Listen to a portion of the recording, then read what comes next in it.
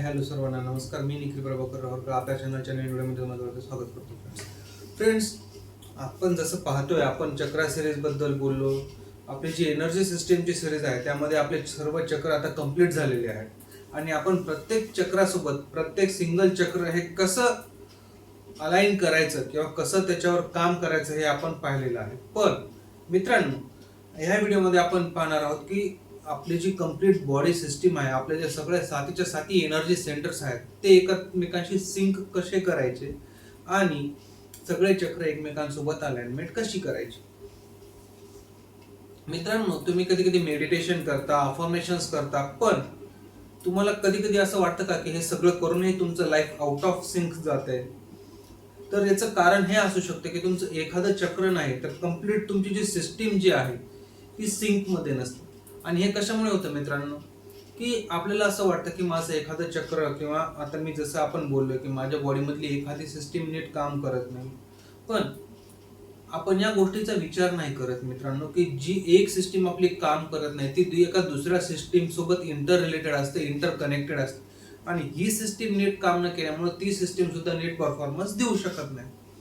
तर आता मी तुम्हाला हे कसं होतं, याचं कनेक्शन्स एकमेकांशी कसे असतात त्याचं मी तुम्हाला एक छोटंसं एक्सप्लेनेशन देतो मित्रांनो. की तुम्ही बघा, आपलं जे रूट चक्र आहे, रूट चक्र हे आपल्या सर्वायवल इन्स्टिंक्टशी कनेक्टेड असतं. त्याच्यानंतर आपलं जे सॅक्रल चक्र आहे, हे सॅक्रल चक्र आपलं इमोशन्स सोबत कनेक्टेड असतं. आपलं जे मणिपूर चक्र आहे ते आपल्या बॉडीच्या ऍक्शन्स सोबत, आपण कसं बिहेव करतो याच्यासोबत कनेक्टेड असतं. आपलं हार्ट जे आहे हे आपलं लोकांसोबत कनेक्शन कसं आहे याशी रिलेटेड असतं.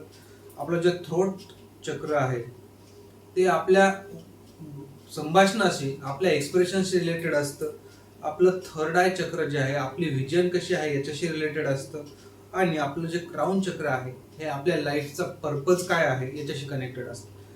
हे सगळं एक चेन आहे मित्रांनो, हे एक सगळी एक सायकल आहे, एक चेन आहे. आणि या चेनचं, या सायकलचं जर एक जरी चाक तुटलं तर हा कम्प्लीट फ्लो तुटतो आणि कम्प्लीट फ्लो तुटला की मग सगळ्याच सिस्टीम आउट ऑफ सिंक जायला चालू होतात मित्रांनो. तर याच्यामध्ये अजून एक महत्वाची गोष्ट ही आहे की हे नुसतं चक्रच नाही, तर आपल्या शरीरामध्ये तुम्ही बऱ्याचदा ऐकलं असेल, आयुर्वेदामध्ये नाडी परीक्षण करतात. नाडी म्हणजे काय मित्रांनो, की आपल्या बॉडीमध्ये एनर्जी फ्लोचं जे सिस्टीम आहे त्याला आपण नाडी म्हणतो. आपल्या बॉडीमध्ये 3 नाडी असतात, इडा, पिंगला आणि सुषुम्ना. तर आपला जो स्पाइन असतो मित्रांनो, आपला स्पाइन जो आहे, हा स्पाइन जो आहे हा नाडी सिस्टीमचा मेन हायवे असं तुम्ही समजा. आणि इडा आणि पिंगला जे आहेत हे याचे साइड फ्लोज आहेत. आणि सुषुम्ना नाडी जी आहे, हा जो आहे हा कंप्लीट आपल्या एनर्जी सिस्टीमचा सेंट्रल ऍक्टिव्हेशन पाहत आहे मित्रांनो. तर जेव्हा आपण ही चक्र अलाइन करतो तेव्हा ह्या आपल्या ज्या बॉडीमधल्या नाडी आहेत, आणि मोस्टली आपल्या ह्या ज्या 3 नाडी आहेत, आयुर्वेदामध्ये जर तुम्ही पाहिलं तर 3 प्रकारच्या प्रवृत्ती आहेत, कफ, वात आणि पित्त. आणि ही एक एक नाडी एका एका प्रवृत्ती सोबत कनेक्टेड आहे. मग तुमच्या बॉडीमध्ये कोणती नाडी डिस्टर्ब आहे त्याच्यामुळे मग तुमच्या बॉडीमध्ये काय प्रकारचा त्रास असू शकतो हे त्याच्यावर ठरवले जातं आणि त्या पद्धतीचे उपचार आयुर्वेद तुम्हाला देत असतं. तर तसंच जर आपण पाहिलं मित्रांनो, तर ही नाडी सिस्टीम आपल्याला आपल्या एनर्जी सिस्टीम मध्ये, आपल्या स्पिरिच्युअल सिस्टीम मधला एक महत्वाचा भाग आहे. आता ही मिसअलाइनमेंट का होती हे आपण थोडं पाहूयात मित्रांनो. काय होतं, आता आपण मी कन्सिस्टंटली ह्या गोष्टी बोलतोय की स्ट्रेस ओव्हरलोड, इमोशनल सप्रेशन, चुकीचं लाईफस्टाईल, ओव्हर थिंकिंग आणि डिस्कनेक्शन, ह्या गोष्टी तर महत्वाच्या आहेतच. पण याच्यासोबत अजूनही काही गोष्टी आहेत मित्रांनो. आपली जी लाईफस्टाईल झालेली आहे ती लाईफस्टाईल आपली अशा पद्धतीची झालेली आहे की ज्याच्यामध्ये आपण आजकाल जर तुम्ही पाहिलं तर जुन्या काळात लोक 8-9 वाजेपर्यंत झोपी जायचे, सकाळी 4 ते 5 च्या मधात उठायचे. पण आजकाल जर पाहिलं तर लोक 12-12:30 वाजतात, कधी कधी 1-1:30 वाजताही झोपतात आणि सकाळी 7-7:30 ला उठतात. कधी कधी काम जर असेल तर मग लवकरही उठतात. आपलं जे स्लीप सायकल आहे ती डिस्टर्ब झालेली आहे. त्याच्यानंतर आपल्या इटिंग हॅबिट्स ज्या आहेत त्या डिस्टर्ब झालेल्या आहेत. आणि या सगळ्या गोष्टींमुळे मित्रांनो हे जे आपलं आहे मिसअलाइनमेंट आपल्या बॉडीची, आपल्या एनर्जी सिस्टीम्सची, आपल्या एनर्जी सेंटर्सची होत असते. तर मित्रांनो आता आपण हे पाहूयात की फुल बॉडी अलाइनमेंट जी आहे ती कोणत्या पद्धतीने आपण करू शकतो, याची मेथड काय आहे. त्याच्यामध्ये काही 4-5 स्टेप्स आहेत. आपण हे वन बाय वन एक एक स्टेप समजून घेऊया. स्टेप वन मध्ये तुम्हाला काय करायचं मित्रांनो, की तुम्हाला बॉडी बद्दल, तुमची जी बॉडी आहे तुमच्या बॉडीच्या बद्दल अवेअरनेस घ्यायचा आहे. अवेअरनेस म्हणजे काय, की तुम्हाला काही गोष्टी चेक करायच्या आहेत आपल्या बॉडीबद्दल. पहिली म्हणजे की तुमच्या बॉडीचं पोश्चर कसं आहे, म्हणजे तुम्ही चालता बोलताना कोणतं तुम्ही पोश्चर कसं आहे.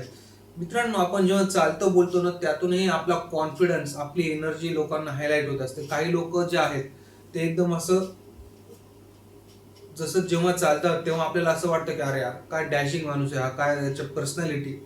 आणि काही काही लोक असतात ते एकदम असं खांदे पाडून, असं हात झटकत, पाय ओढत असं चालतात. तेव्हा मग अरे यार काय हे माणूस, कधी पण निगेटिव्हच आपण असं बोलता बोलता बोलून जातो. पण ती त्याच्या बॉडीची लँग्वेज आहे, ती बॉडी त्याच्या बॉडीमधल्या काही गोष्टी डिस्टर्ब असल्याची साईन आहे मित्रांनो. सो आपलं बॉडीचं जे पोश्चर आहे, त्याच्यानंतर आपण ब्रीदिंग कसं करतो. एक नॉर्मल पर्सन मित्रांनो एका मिनिटामध्ये कमीत कमी 5 सेकंद श्वास घेणं आणि 5 सेकंद श्वास सोडणं, असं जर पाहिलं 30 ते 35 वेळेस ब्रीद करतो. याला एक ब्रीदिंग सायकल आपण म्हणतो. श्वास घेणे आणि श्वास सोडणे, ह्याच्यावर आपण फोकस करायचं की आपण कसा श्वास घेतोय, कसं सोडतोय. हेही तुमची लाईफस्टाईल रिप्रेझेंट करतं मित्रांनो. आणि हे जर तुम्ही स्टेबल करायचा प्रयत्न करा, थोडं पोश्चर सुधारलं तर आपल्यामध्येच एक कॉन्फिडन्स यायला. ही प्रॅक्टिसची गोष्ट आहे मित्रांनो. तुम्ही तुमच्या पोश्चरवर प्रॅक्टिस थ्रू काम करू शकता. दुसरं, ब्रीथ बॅलन्स. ब्रीथ बॅलन्स म्हणजे काय, अल्टरनेट नोस्ट्रिल्स मधून ब्रीदिंग करायचं.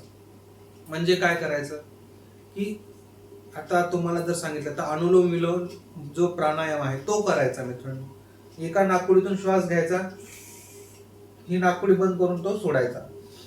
याच्यामुळे काय होतं की तुमची जी नाडी सिस्टीम आहे ती बॅलन्स व्हायला चालू होते. कारण आपल्या ज्या नॉस्ट्रिल्स आहेत हे आपल्या बॉडी मधल्या ज्या 2 नाडी आहेत, इडा आणि पिंगला, म्हणजे आपण ज्याला अंत्यनाडी आणि मध्य नाडी असं म्हणतो. आद्य नाडी आणि अंत्यनाडी ह्या 2 नाडी ज्या आहेत ह्या आपल्या नॉस्ट्रिल्स मधून आपल्याला फाइंड आउट होतात असं आयुर्वेदात सांगितलेलं आहे.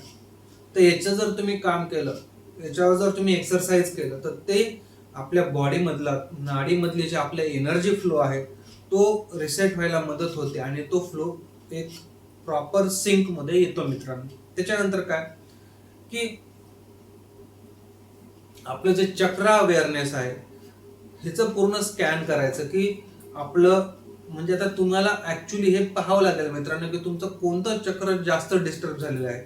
त्यासाठी मी तुम्हाला आपले जे चक्राचे व्हिडिओ सांगितलेले आहेत ते व्हिडिओज तुम्ही पहा, त्यातल्या कोणत्या गोष्टी तुमच्यासोबत होत आहेत ते तुम्ही पहा आणि त्या पद्धतीने मग पहिल्यांदा त्या चक्रावर काम करा आणि सोबतच बाकीच्या सगळ्या चक्रांवरही काम करा. म्हणजे तुमची पूर्ण सिस्टीम सिंक व्हायला चालू होईल मित्रांनो. रूट चक्रापासून ते क्राउन चक्रापर्यंत पूर्ण तुम्हाला अटेन्शन द्यावं लागेल. आणि हे अटेन्शन कशा पद्धतीने द्यायचं, तर आधी फाइंड आउट करायचं की आपलं कोणतं चक्र डिस्टर्ब आहे, आपली कोणती एनर्जी सेंटर डिस्टर्ब आहे आणि त्या सेंटरवर पहिले काम करायचं आणि त्याच्यासोबतच बाकीच्या सेंटरवर काम करायचं की जे आपल्या ह्या सेंटर सोबत प्रॉपरली अलाइन होते. आता मित्रांनो आपली जी चौथी स्टेप आहे ते आहे की एनर्जी फ्लो व्हिज्युअलायझेशन. हे कसं करायचं, जेव्हा तुम्ही बसताय शांत डोळे बंद करून असं हे करायचं की आपल्या स्पाइन मधून एक एनर्जीचा करंट पास होतोय, हे तुम्ही इमॅजिन करायचं.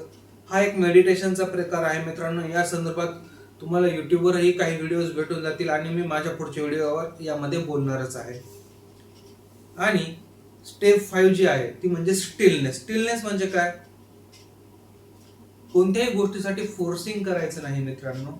फक्त ऑब्झर्व करायचं की ठीक आहे, ही गोष्ट कशा पद्धतीने करायची हे फक्त ऑब्झर्व करायचं, ती गोष्ट व्हावी म्हणून फोर्स करायचा नाही. हे जरी केलं तर तुमची जी एनर्जी सेंटर्स आहेत ते अलाइन व्हायला चालू होतं मित्रांनो. ऍट द एंड मी तुम्हाला एवढंच सांगेल मित्रांनो की अलाइन म्हणजे परफेक्ट होणं नाही. अलाइनमेंट होणं म्हणजे बॉडीमध्ये आपल्या सगळ्या गोष्टी मिळणं असं नाही. तर अलाइनमेंट होणं म्हणजे सगळी जी सिस्टीम्स आहेत, ती सगळी सिस्टीम, सगळी जी एनर्जी सेंटर्स आहेत ती एकमेकांसोबत सिंक होऊन एकमेकांसोबत काम करणं, हे आहे खरं alignment. This is it for today. This is Nikhil Harkal talks, real life real set. Thank you मित्रांनो.